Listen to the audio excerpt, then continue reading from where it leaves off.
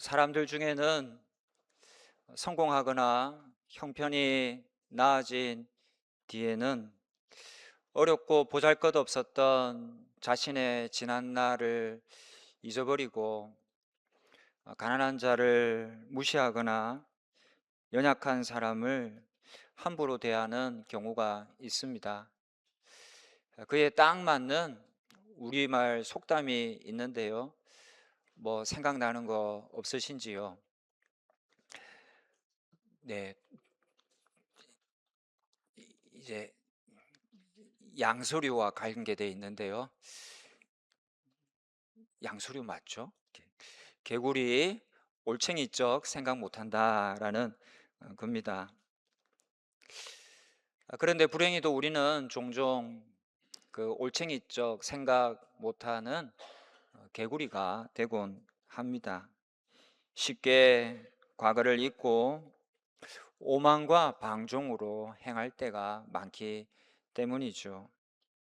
이를 아는 모세는 이제 곧 가나안 땅에 들어가 정착하고 또 풍성하게 살아갈 이스라엘 백성들에게 경고와 당부를 거듭합니다. 이는 오늘날 우리에게도 적합한 교훈이 아닐 수 없습니다. 우리도 제법 풍요로운 나라가 되었습니다. 나라의 부가 많이 올라갔고 개인적으로도 예전에 비하면 참 풍요로운 삶을 살아가고 있죠. 원조받던 나라에서 원조하는 세계 유일의 국가가 되었고 참 자부심도 느끼고 또 뿌듯해 할 만도 합니다. 그런데 그 풍요는 자칫 독이 될 수 있죠. 우리는 이 풍요 속에서도 하나님을 저버리는 유혹이 들지 않고 하나님과 동행하려면 어떤 태도를 가져야 할까요? 오늘 본문 말씀이 우리에게 그에 대한 몇 가지 교훈을 줍니다. 첫 번째로 풍요를 경계해야 한다라는 겁니다. 풍요롭다고 마냥 기뻐할 것이 아니라 그 풍요는 양날의 검이 될 수 있습니다. 그 부정적인 한 면을 늘 경계해야 한다라는 겁니다. 본문 11절을 보십시오. 같이 읽겠습니다. 내가 오늘 네게 명하는 여호와의 명령과 법도와 규례를 지키지 아니하고 내 하나님 여호와를 잊어버리지 않도록 삼가할지어다. 하나님의 명령과 규례에서 떠나 하나님을 잊지 않도록 스스로 삼가라고 명령하고 있는 겁니다. 설령 부해진다 할지라도 경계심을 놓으면 안 된다라고 교훈하고 있는 겁니다. 이제 곧 가나안 땅으로 들어갈 이스라엘 백성들인데요. 그 가나안 땅은 어떤 곳인가요? 8장 7절에서 10절을 보시면 네 하나님 여호와께서 너를 아름다운 땅에 이르게 하신다. 그 땅은 광야에 비할 수 없이 아름다운 땅이죠. 그리고 그곳은 골짜기든지 산지든지 시내와 분청과 샘이 흐른다라고 했어요. 물이 잘 나온다, 물이 풍부하다라는 겁니다. 고대 사회에서 물은 곧 풍요를 상징하는 겁니다. 너희들이 지금보다 훨씬 풍요롭게 살 것이다 라는 거예요. 8, 9절에 보면 밀과 보리의 소산지요 포도와 무화과와 석류와 감람나무와 꿀의 소산지라 네가 먹을 것에 모자람이 없고 라고 했습니다. 각종 곡식과 과일이 풍성하게 나온다. 여러 종류가 나온다. 양식에 먹을 것에 별로 부족함이 없을 것이다 라는 겁니다. 또 9절 하반절에는 그 땅에 돌은 철이요 산에서는 동을 캘 것이라 라고 했습니다. 지하자원은 부의 원천이죠. 지하자원도 풍부하다라는 겁니다. 강야 생활보다 훨씬 더 좋은 환경에서 거하게 된다라는 것이죠. 그곳에서 이스라엘 백성들이 앞으로 어떤 삶을 살게 될까요? 12, 13절에 보면 네가 먹어서 배부르게 될 것이다. 아름다운 집을 짓고 거주하게 될 것이다. 식주에 있어서 불편함이 없을 것이다 라는 겁니다. 뿐만 아닙니다. 또 내 소와 양이 번성하며 내 은금이 증식되며 내 소유가 다 풍부하게 된다라고 했습니다. 좋은 땅에서 지금보다 훨씬 더 풍요롭게 잘 살게 된다라는 겁니다. 그런데 그렇게 잘 먹어 배부르고 부유하면 사람들은 이 소유와 지위를 자기 힘으로 얻은 것인 양 착각하고 도움 주신 하나님을 잊기가 아주 쉽습니다. 모세는 바로 그 점을 염려합니다. 14절 보십시오. 빨간 부분 같이 읽겠습니다. 네 마음이 교만하여 내 하나님 여호와를 잊어버릴까 염려하노라 라고 했습니다. 여러분 그렇습니다. 그게 사람의 마음이고 또 국가의 모습이기도 하죠. 이 개구리 올챙이적 시절 잊어버리기가 쉽고요. 또 나라가 부해지면 갑질하기가 쉬운 겁니다. 우리는 늘 물질적 풍요를 그래서 경계해야 합니다. 자칫 하나님을 잊어버리고 타락하고 부패하는 원인이 될 수 있기 때문입니다. 부해져도 우리는 그 풍요를 경계하고 늘 스스로를 상갈 줄 알아야 하는 겁니다. 바로 그 교훈을 모세가 이스라엘 백성들에게 또 오늘 우리에게 주고 있는 것이죠. 서울 자가의 대기업 다니는 김부정 이야기라는 드라마가 있었습니다. 서울 자가의 대기업 다니는 기업 임원이면 괜찮죠. 그런데 그 드라마에서는 좀 이 김 부장이 좀 짠하게 그려지는데요. 이 드라마에서 조연으로 나오는 배우가 있는데 유승목이라는 배우입니다. 여러분이 좋아하는 또 좀 알고 있는 배우는 누구인가요? 아마 대부분 스타일 겁니다. 저는 그 이정재 또 정우성, 현빈 이런 분 뭐 좋아하고 뭐 알기도 하고, 근데 남자 배우보다는 여자 배우가 더 좋더라고요. 김지원, 하지원 이런 배우 아주 좋아하는 편인데요. 이게 쓸데없는 짓이죠. 그분들은 저를 알지도 못하고 좋아하지도 않는데 제가 왜 좋아할까요? 이게 쓸데없는 짓 같습니다. 하여간 우리가 아는 배우는요 스타들이 대부분일 겁니다. 하지만 그 외에 많은 배우들은 사실 무명이죠. 무명 배우 시절을 오랜 시간 보내고 버티고 견딥니다. 이 유승목 씨도 그런 사람들 중에 한 분입니다. 저분인데요. 저도 이번에 알게 되었고요. 여러분도 아마 모르시는 분도 많으실 겁니다.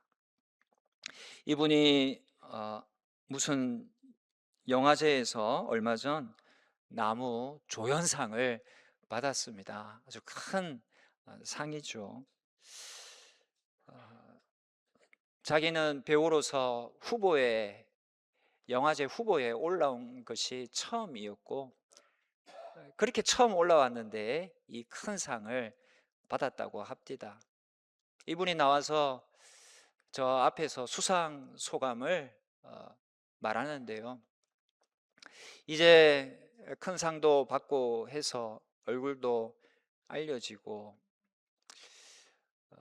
이제 섭외도 좀 많이 들어오게 될 텐데 이렇게 말합니다.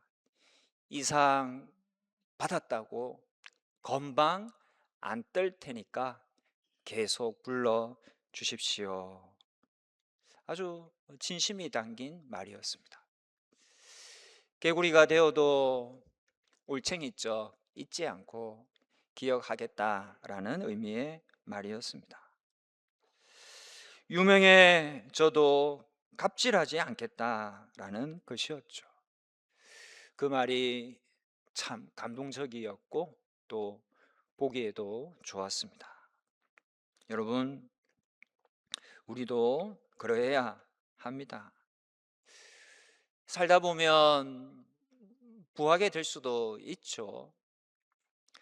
그렇다고 갑질하면 안 됩니다.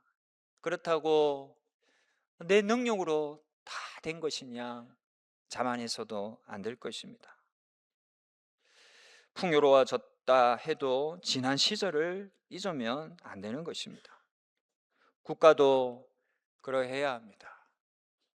부해져도 건방 떨지 않는 나라, 약소국에 갑질하지 않는 나라, 도리어 우리의 어린 시절을 기억하고 어려운 나라를 공감하며 더 힘써 도움의 손길을 내미는 그런 국가가 되어야 할 것입니다.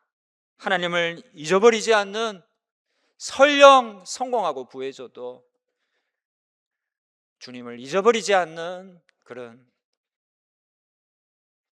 우리의 삶이 되고 또 국가가 되어야 할 것입니다. 여러분, 그런데 풍요로우면 우리는 교만해지기가 쉬운 거예요. 그래서 풍요로워져도 더욱 경계해야 합니다. 스스로를 삼가야 합니다. 풍요를 경계하고 부단히 자신을 비워내어야 합니다. 개구리가 되어도 올챙이적 시절을 잊지 말아야 할 것입니다. 바로 그 교훈을 모세가 이스라엘 백성들에게 또 오늘 우리에게 주고 있는 것입니다. 두 번째로 은혜를 기억합시다. 모세는 가나안 땅에 들어갈 백성들에게 하나님이 이루신 일을 기억하라고 촉구합니다. 하나님은 노예 생활하던 이스라엘 백성들을 애굽에서 탈출시키셨죠. 육적, 영적 구원을 주신 겁니다.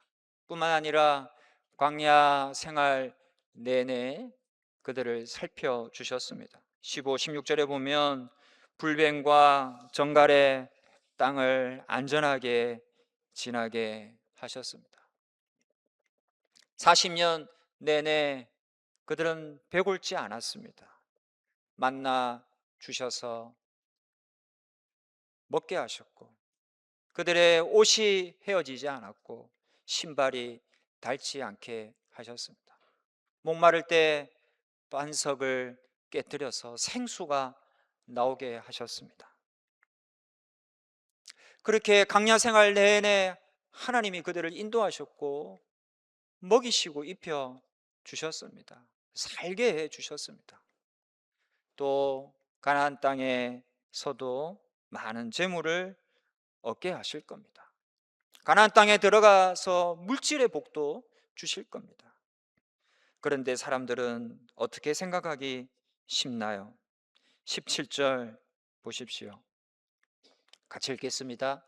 그러나 네가 마음에 이르기를 내 능력과 내 손의 힘으로 내가 이 재물을 얻었다 말할 것이라. 뭐라고 생각합니까? 이거 내 능력이야. 내 손의 힘이야. 내가 있어서 이 재물을 얻게 되었다 라고 생각하고 말하게 된다라는 것이죠. 물론 우리의 땀이 있습니다. 하지만 하나님이 처음에 주시지 않으면 어떻게 얻나요? 하나님이 주셨기에 우리가 땀 좀 흘려서 재물도 얻는 겁니다. 내 손의 힘이다 라고 말하는 것은 착각이죠. 진실은 무엇입니까? 18절 보십시오. 빨간 부분 같이 읽겠습니다. 그가 네게 재물 얻을 능력을 주셨음이라. 아멘. 내가 힘써 노력해서 우리가 부해지고 재물을 얻기도 하죠. 그런데 그럴 수 있는 능력을 누가 주시는 겁니까? 뭐라고 했습니까? 그가 너에게 재물 얻을 능력을 주셨습니다. 그가 누구입니까? 하나님이시죠. 하나님이 너에게 능력 주셨기 때문이라는 겁니다. 내가 힘써 노력해서 재물을 얻어도 그럴 수 있는 능력이 있어야 우리가 노력하고 재물 얻지 않겠습니까? 그 능력이 나 스스로에게서 생겨난 것입니까? 그렇지 않다. 그 능력을 하나님이 주셨다라는 것이죠. 내 능력이 아니라 하나님의 능력이다.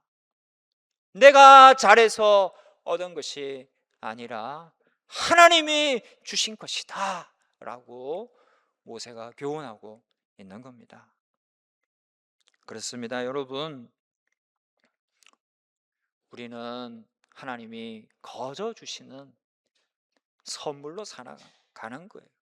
그것을 성경에서는 은혜라고 합니다. 바로 이 은혜로 사는 것이죠. 우리가 어떻게 구원받아 하나님의 백성이 되고 천국을 상속받는 하늘나라 백성이 주님의 자녀가 될 수 있겠습니까?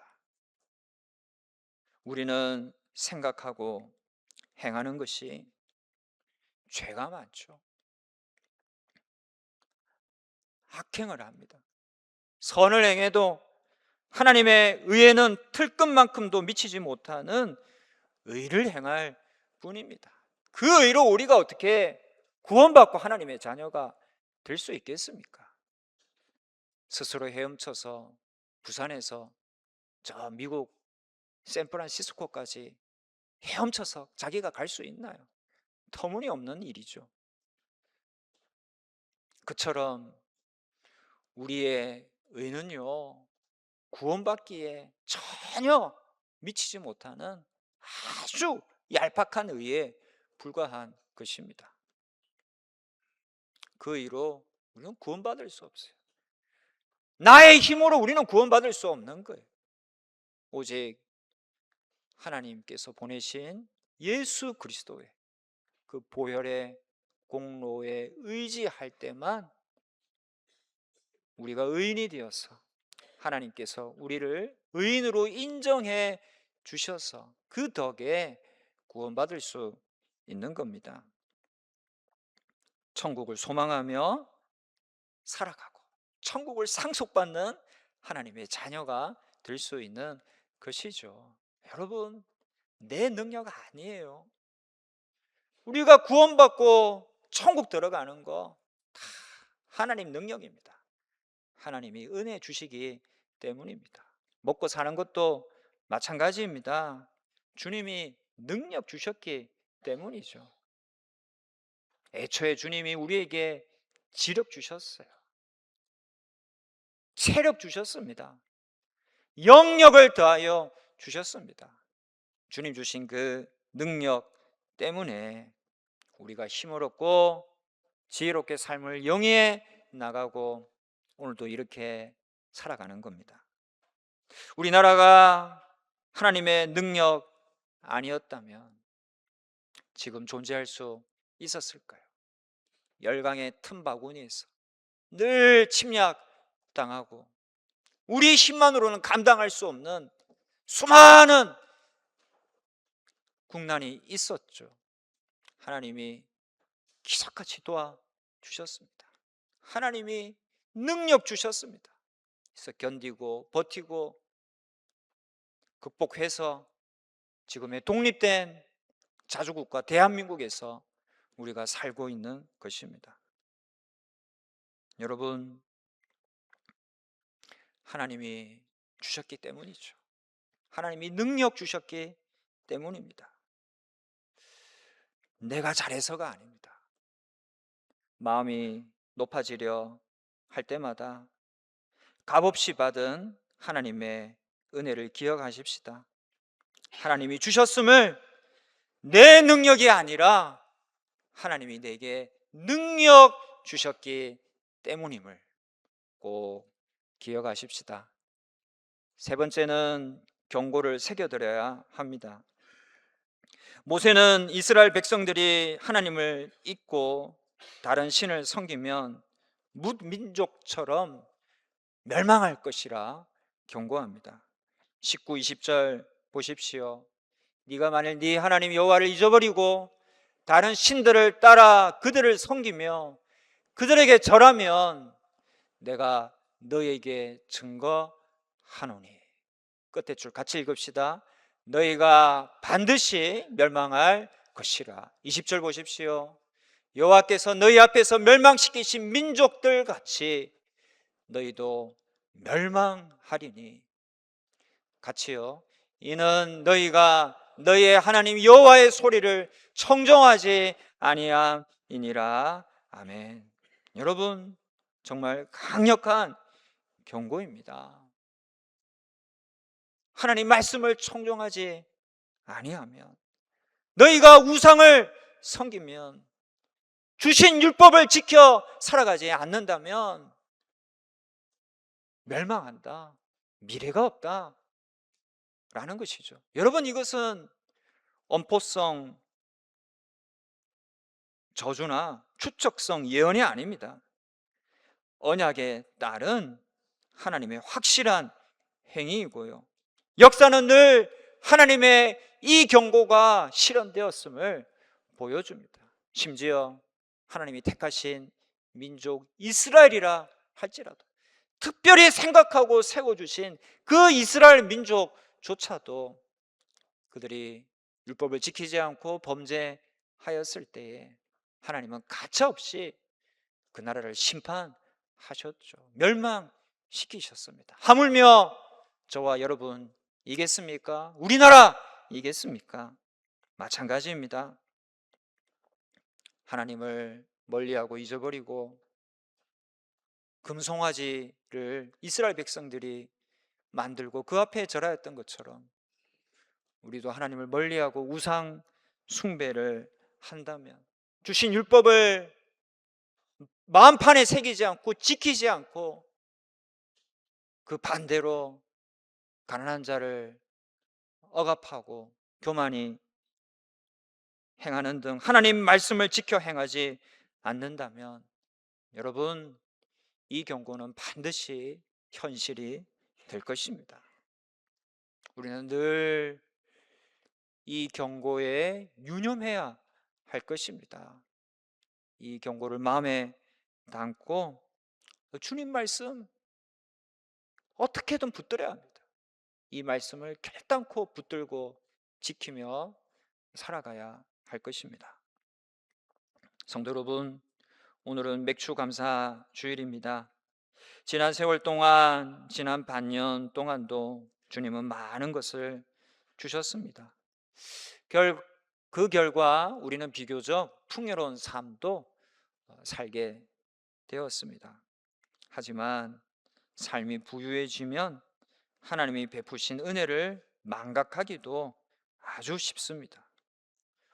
풍요는 언제든 신앙의 덫이 될 수 있고 또 독이 될 수도 있는 겁니다.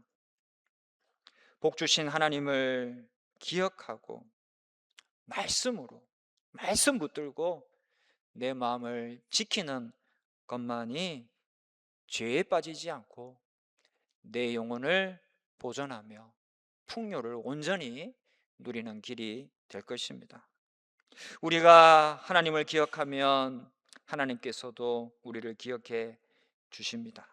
성도 여러분, 주님을 기억하십시다. 우리가 누리는 모든 풍요는 하나님이 주셨습니다. 하나님이 능력 주셔서 이루어진 일입니다. 지난 반년도 우리는 주님 주신 능력으로 살아온 것입니다. 지난 반년을 돌이켜보는 오늘 맥주 감사 주일에 감사함으로 찬양함으로 주님께 나아가서 나와 우리 민족을 구원하시고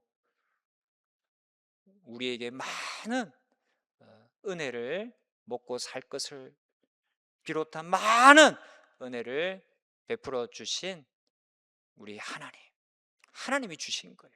하나님이 능력 주셨기 때문입니다. 그 하나님을 더욱 기억하며 살아가는 저와 여러분 다 되시기를 주님의 이름으로 축원합니다.